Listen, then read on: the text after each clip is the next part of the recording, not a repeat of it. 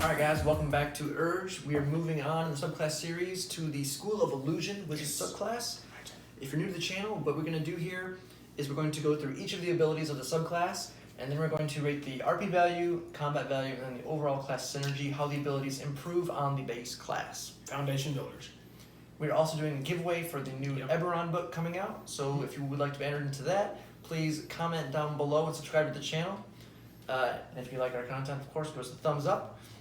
But without any further ado, we're just going to jump right into it. So with Wizard, instead of having a thematic-based subclass, all the Wizard subclasses are focused on individual schools of magic. But they also do, like the Oath of Paladins, get a little bit of a descriptor as to what that school of magic's like, which kind of helps build kind of an idea of kind of the theme for that school of magic. That being said, with School of Illusion, your focus of your studies on magic that dazzles the senses, befuddles the mind, and tricks even the wisest folk. Your magic is subtle, but the illusions crafted by your keen mind make the impossible seem real.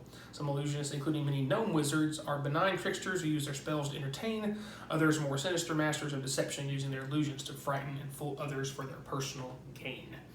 I mean, this starts, I guess, seems from like the most simple parlor trick magicians in real life to David Copperfield. to the crazy shenanigans that can happen, absolutely. Of course, also the first thing you're going to get is Illusion Savant, as with all the rest of the Wizard subclasses. Any illusion spell you copy into your spell book will be gold and time cost will be reduced by half. It's just simple in what it is.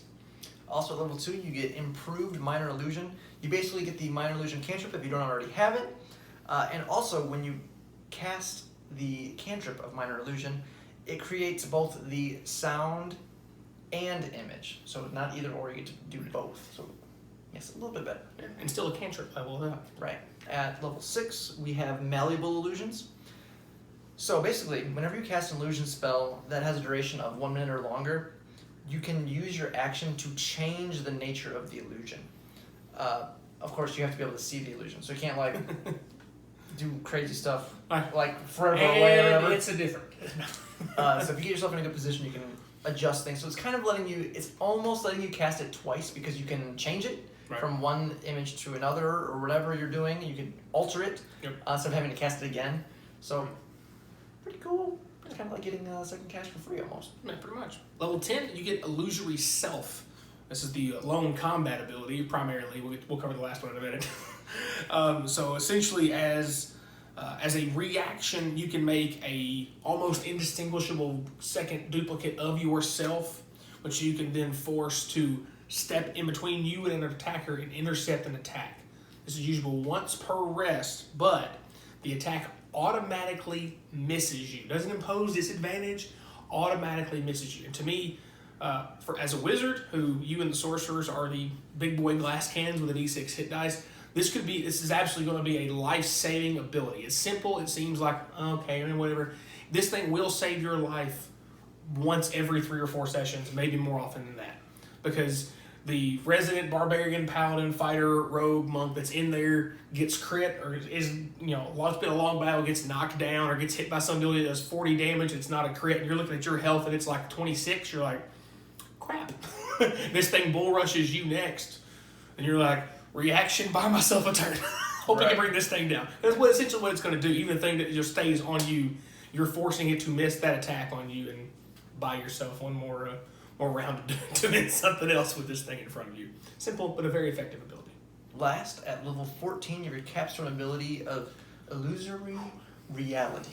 This bad boy's complicated. This is what makes this subclass so interesting. Yeah, that's a good word. So, whenever you cast an illusion spell of first level or higher, you can choose one inanimate, non-magical object that is part of the illusion, and as a bonus action, you can make that object real. Right. For a minute. Right. The example that they give in the book is they say if there's like a large chasm and you need to cross it, you're like, illusion bridge, and then you're like, real bridge for 1 minute. For 1 minute. And you're like, quick, run over this bridge that's going to disappear in 60 seconds. That is just one example that the book gives. And depending on how creative you are and how much your DM allows, this could be Very, very interesting. We'll get into that. Absolutely. So, with that being said, we'll get over to the scoring section where we rate these subclasses by their RP value, combat value, and overall class synergy, and how they build on the base class and kind of work with itself to improve on the abilities that are already in the base class itself. With the RP first, it was very obvious it was going to be a pretty high score. We gave it a 4.5 out of 5 flumps because, I mean, most illusion spells, with the exception of a handful, are primarily RP based. Okay. And the fact that you get a free cantrip if you took minor illusion already for that kind of thing. The fact that you can change minor illusion, disguise self, major image, all the other crazy illusion spells you can cast that you can then change them. No extra charge, and then all the things that you can do with Illusory Reality really comes down to how creative is your brain. So yeah, very, very, very heavy on the RP side. Yeah. 4.5 out of 5. And then on the combat side, this is where things get very interesting. So Right. I'm going to give you a couple scenarios, and then I'm going to give you a range here. Right. So let's say your party's running into a group of enemies, and there's a lot of them. And you say, well, I'm an illusion wizard here, so I'm going to say major image, and I'm going to put a wall or a dome around these enemies. Dome is cool. And then you say, bonus action, make it real. You then have 1 minute where all of your enemies are either closed into a prison, or say another scenario, you're being shot up by arrows and you're like, ow, I'm dying, there's no cover. Make an illusion wall, make a real wall, make yourself some cover. The amount of situational uses is pretty much as creative as you can be. It's limited by your brain and your DM. Now, one thing to remind you as well, in Illusory Reality, there is a little asterisk there that says the object that you create can't deal damage or directly harm anyone. Right. But there is a little bit of gray area there depending on your DM, because what if you're like, I'm going to make some rocks in the air, and then I'm going to make them real, and then gravity kicks in. happens. So, depending on your DM, if they let you do stuff like that, is an indirect way. It's not I would definitely try it. So It's just me. It's very DM dependent, but the amount of uses and situational things that you could do are crazy. So what you could do too, if you could do it in reverse, you could make an illusionary bridge and make it real, and then drop the illusion when their enemies are running across it and they plummet to their death. Like, you can do all kinds of weird stuff. Yeah. It's just up to you. Right. So if you're doing anything like that in combat, you just got to be quick. You got to be quick, got to be on the trigger, because your DM's not going to let you delay and take 5 minutes to figure out a way. Give me 15 minutes to think about how I'm going to cast so illusion here. You got to be creative, and you got to be quick with both your creativeness and your decision making.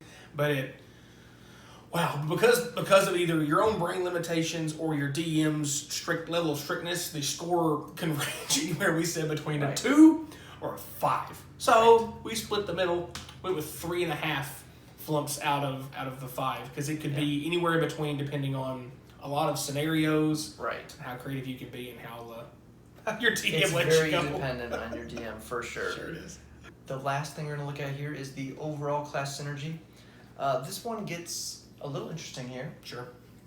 So, again, with Wizard, the way the base class works, the only two really decent abilities that you can synergize with would be Spell Mastery, which is your first and second level spells that you can cast at will, Yeah, which the you get freebies. level 18. Yep. And then at level 20, you get your signature spells, which you get to choose 2 third level spells that you can cast once a day without taking a spell slot. Oh. And they also don't take up your known spells. Right.